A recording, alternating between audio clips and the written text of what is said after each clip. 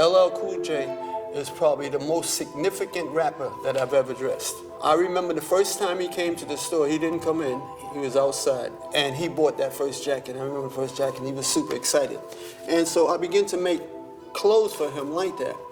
But then later on, he was getting ready to go on tour. The clothes took on an appearance and a name of B-boy fashion.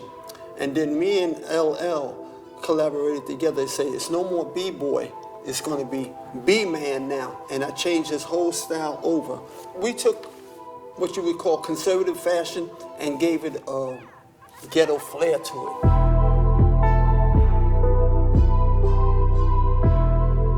What made you decide to be a designer and define that period of time and why it was so necessary, you think, for you to do that? Fashion has always been a vehicle for me. Growing up in Harlem, there is a dark side to the culture and a light side to the culture. When I was leaving like the dark side of the culture to become part of the light side of the culture, I said, well, I'm gonna open up a store and cater to people in Harlem so that I can still embrace the culture that was in Harlem. And opening the store, I thought I could just buy anything that I thought was nice and place it in the store. But what I realized that major manufacturers wouldn't sell to me. So I couldn't get the type of things that I knew Harlem would like. What I had to do was to figure out a way to make them. And in doing that there, I had to come up with designs. That's how I ended up becoming a designer. When you come from a community where low self-esteem is not uncommon and people want to validate themselves and feel like they're somebody, the garments that I created through fashion made them feel like that. So how do you define fashion and music? Like the relationship between fashion and music? This relationship between music and fashion became part of my thought pattern very early on. When hip hop first was developing, I started making stuff first for the gangsters, and then the rap artists came in behind that, and they had their own little twist to it, right?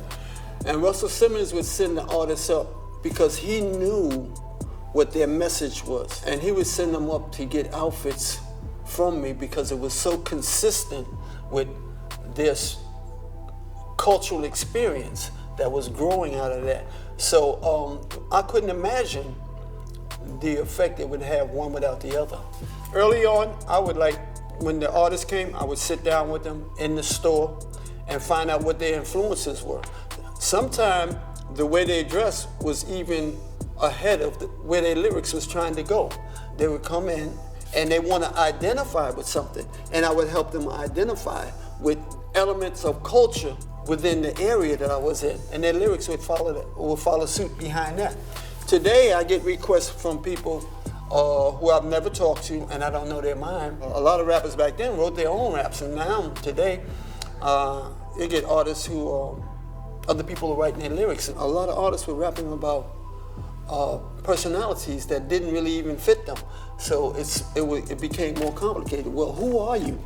One of the things I'm doing now is to pay close attention to the lyrics of a lot of the young rappers. Bring rappers in that I can dress while at the same time I can talk to them and let them know what my journey was. If you were give advice to some of these kids that you're going to meet today? My number one advice is to remember there's no such thing as ugly. Whatever you create, there's a beauty to it, and within that beauty, it's just your time for that beauty to be known to everybody else. And that's one thing that I firmly believe in.